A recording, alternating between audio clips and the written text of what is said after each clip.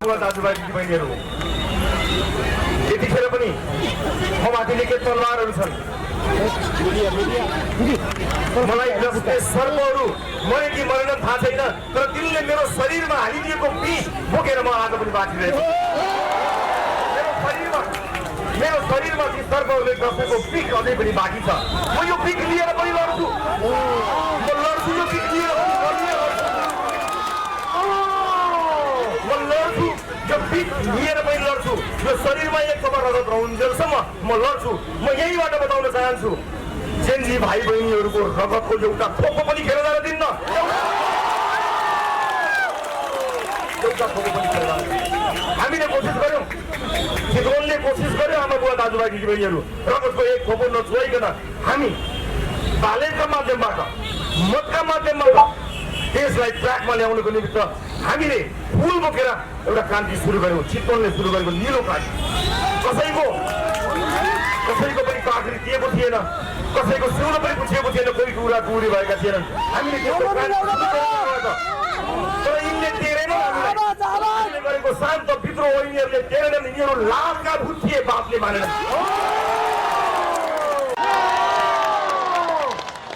उपस्थित आमा बुवा दाजुभाइ दिदीबहिनीहरू, मलाई धेरै कुरा भन्नु त छ, र धेरै कुरा भन्नु पनि छैन, किनकि म लामो समय कारागारमा बसेँ र म माथिका मुद्दाहरू, म माथिको अपराधको सिलसिला सकिएको छैन।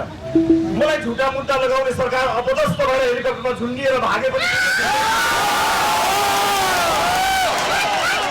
अपदस्थ सरकार हेलिकप्टरमा झुन्डिएर भागे पनि तिनले झुन्ड्याएको मुद्दा यो शरीरमा बोकेर बाँचेको छु, तर मलाई केही पनि फरक पर्दैन।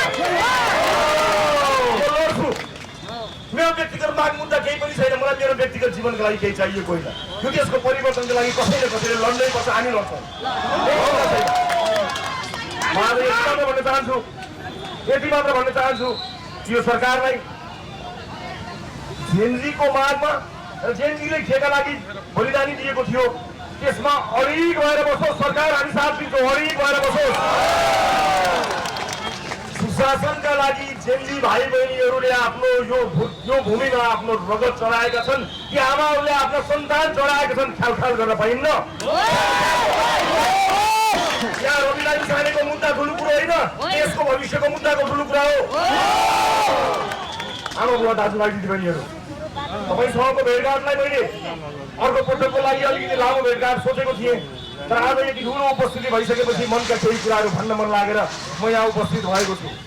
म फेरि पनि भन्छु यहाँहरूलाई, एउटा मान्छेले परिवर्तन गर्न सक्छ कि सक्दैन भनेर हिजोका दिनमा पनि हामीलाई उडाइएको थियो। त्यसले चिच्यो भने यसो गरौँला भनेर बाजी थाप्ने मान्छेहरू छन्। अहिले पनि यो हुँदैन अरे, म अहिले आउँदै पत्रकार साथीहरूले सोध्नुभयो, यो चिके पनि के सांसद हुन पाउँदैन अरे, मन्त्री हुन पाउँदैन अरे। मान्छे हुन पाउँछु, म मान्छे हुन पाउँछु। मान्छे मात्र हुन दिन्छौ, मान्छे मात्र रहेछु भने पनि भ्रष्टाचारीको महल ढाल्न पर्याप्त छ।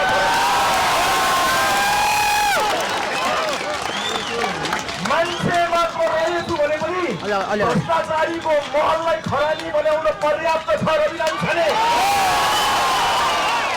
मान्छे त हुन दिन्छ होला नि। जबरजस्ती झुटा मुद्दा हालेर संसदबाट बाहिर निकाल्यौ, जनताको मनबाट बाहिर निकाल्न सक्यौ भने जनताको मनबाट बाहिर निकाल। आजको भेटमा मैले छोटो बनाउनु पर्नेछ, किनकि यो बेला संवेदनशील बेला हो, यो बेला ध्यान दिनुपर्ने बेला हो। मुलुक एउटा अत्यन्त जटिल परिस्थितिमा उभिएको छ। यो जटिल परिस्थितिमा सबैले संयमित भएर काम गर्नुपर्नेछ। आवेग र उत्तेजनामा काम गर्नु हुने छैन। र म तपाईँहरूलाई यो चोकबाट उभिएर भन्न चाहन्छु, यिनीहरूले मलाई जुन प्रतिशोध छाडे नि, रुकाउनुहोस्। प्रतिशोधपूर्ण राजनीति मबाट हुने छैन। म पुण्यका लागि प्रतिशोध,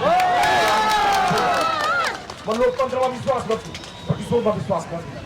मलाई लोकतन्त्रले थुनेको होइनन्, यी अपराधीहरू षड्यन्त्रकारीहरूले थुनेका हुन्। तिनीहरू लोकतन्त्र होइनन्, तिनीहरू लोकतन्त्र होइनन्। यो देशमा लोकतन्त्र जिउँदो छ, त्यसको प्रमाण, जिउँदो प्रमाण तपाईँ चितवनवासी दाजुभाइ दिदीबहिनीहरू, उपस्थित आमा बुवा दाजुभाइ दिदीबहिनीहरू, हामीले अत्यन्त संयमित हुनुपर्नेछ।